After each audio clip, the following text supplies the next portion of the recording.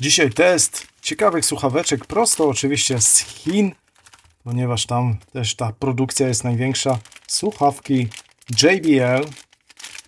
Oczywiście JBL z przymrużeniem oka, ponieważ słuchaweczki kosztowały niecałe 30 zł z przesyłką.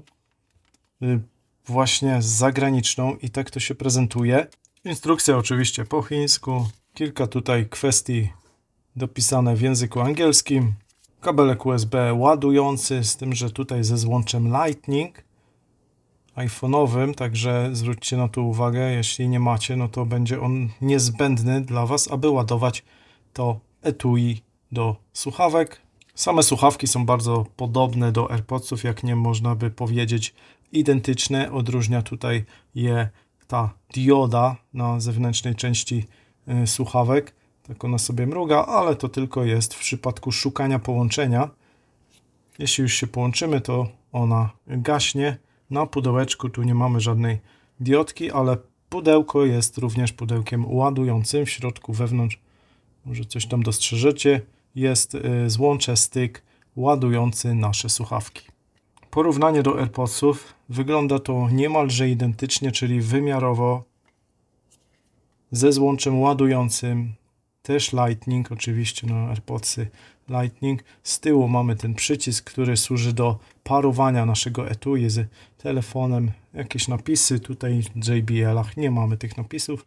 Otwieranie też magnetyczne, z tym, że no w AirPodsach wiadomo, ten magnes nieco lepiej działa.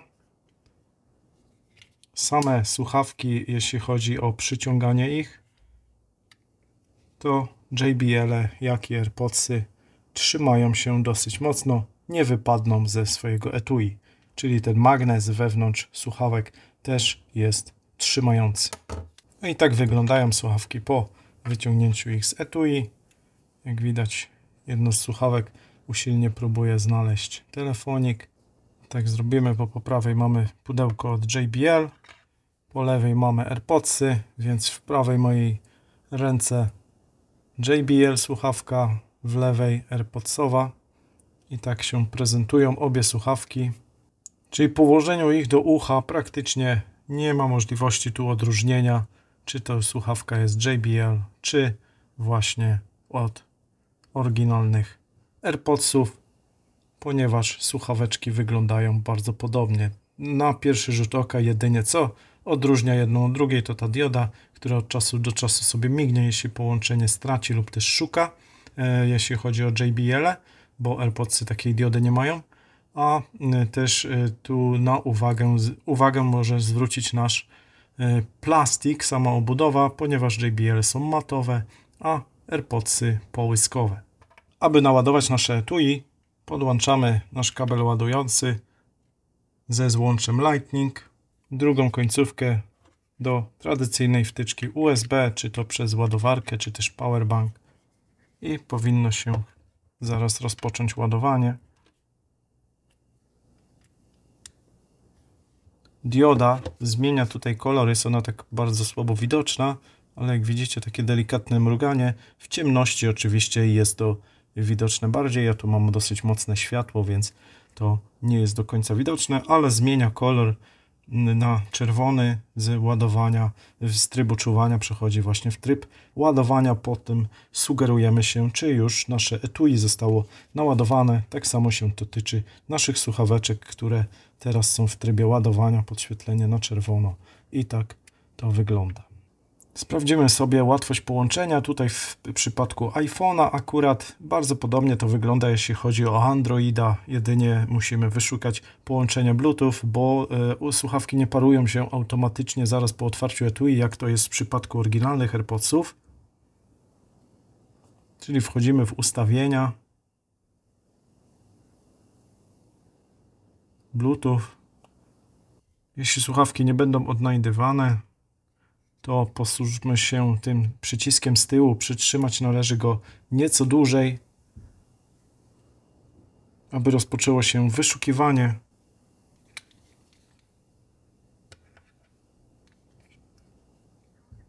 Czyli jak widzimy, niestety musimy wyciągnąć. Nie wygląda to tak jak w AirPodsach, że po otwarciu pudełka łączymy, parujemy nasze etui. Tutaj tej kwestii nie ma. Łączymy się bezpośrednio tylko i wyłącznie z słuchawkami. Zapewne etui nie jest określone. W AirPodsach mamy wtedy informację, jaki jest poziom naładowania etui.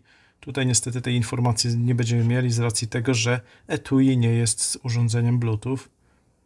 Także aktualnie połączyliśmy się z słuchawkami. Nazywają się one i12. No i teraz odtwarzanie muzyki powinno odbywać się już za pomocą naszych słuchawek. Podgłaśniamy na maksa urządzenie Bluetooth słuchawek. Pokażę Wam to przy mikrofonie. Może z takiej odległości. Jedna i druga słuchawka.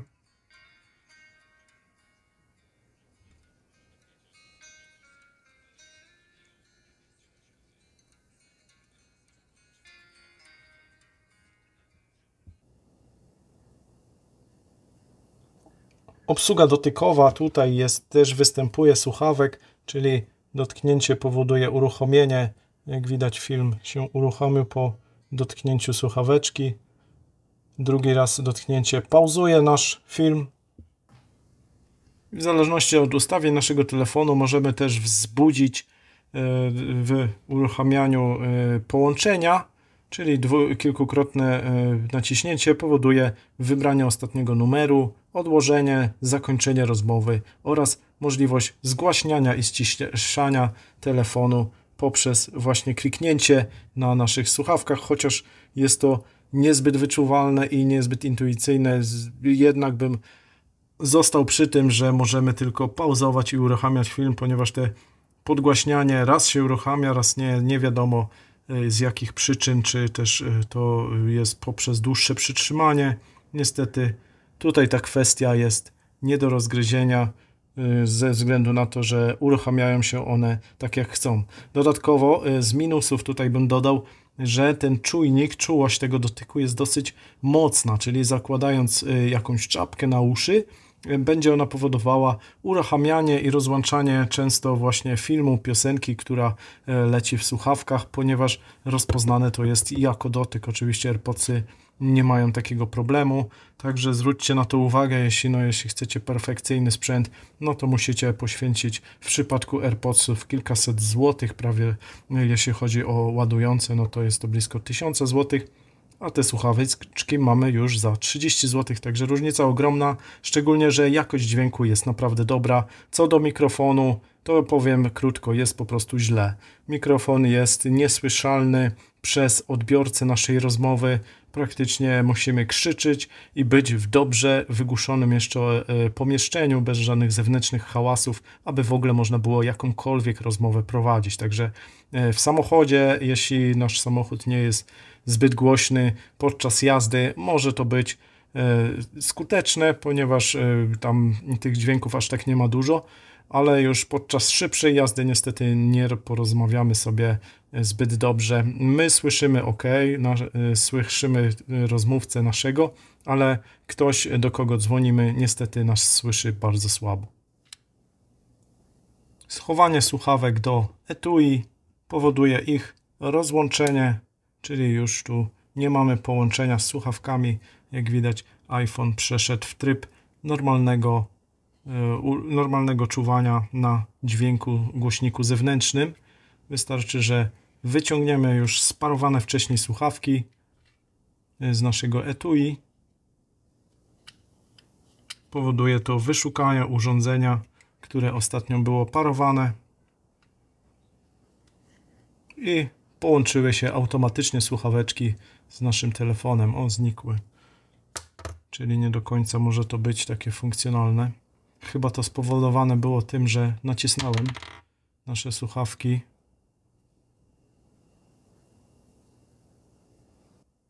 Czyli najlepiej w takim przypadku włożyć i wyjąć je z powrotem do etui, ponieważ jeśli występuje jakiś problem, właśnie w ten sposób należy postępować. Jak widzimy, samoczynnie tu już połączenie wystąpiło, ale jeśli najzwyczajniej wyjmiemy słuchawki z etui i włożymy je do uszu, to od razu one się połączą i to połączenie trzyma. Nie ma tu problemu z jakimś rozłączaniem.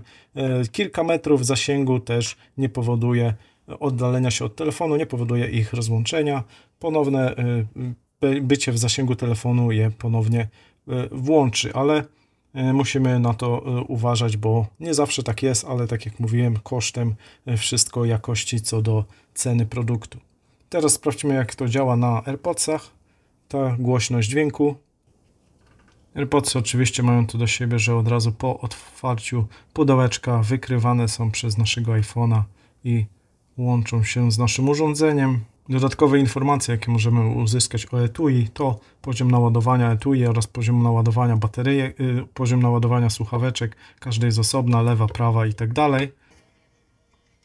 Poziom dźwięku oceniłbym na tym samym poziomie co AirPodsów.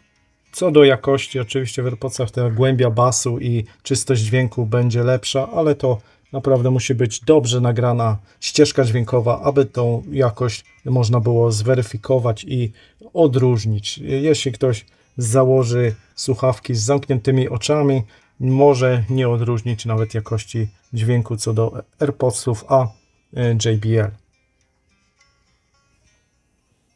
Także tak prezentują się te małe chińskie urządzonka.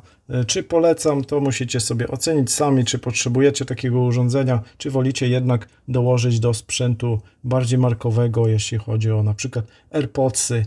Myślę, że za tą cenę nie ma tutaj za dużo co żądać, jeśli chodzi o jakość produktu. Wykonanie też jest na zadowalającym poziomie. W opisie pod filmem daję Wam link do aktualnej ceny produktu. Możecie sobie ją sprawdzić i zapraszam też na inne odcinki, w których również porównywałem AirPodsy do AirPodsów podróbek, czyli chińskiego producenta, który stworzył produkt identyczny jak te, właśnie aby porównać, które są oryginalne, a które nie. Zajrzyjcie koniecznie na ten odcinek i do usłyszenia, do zobaczenia. Cześć!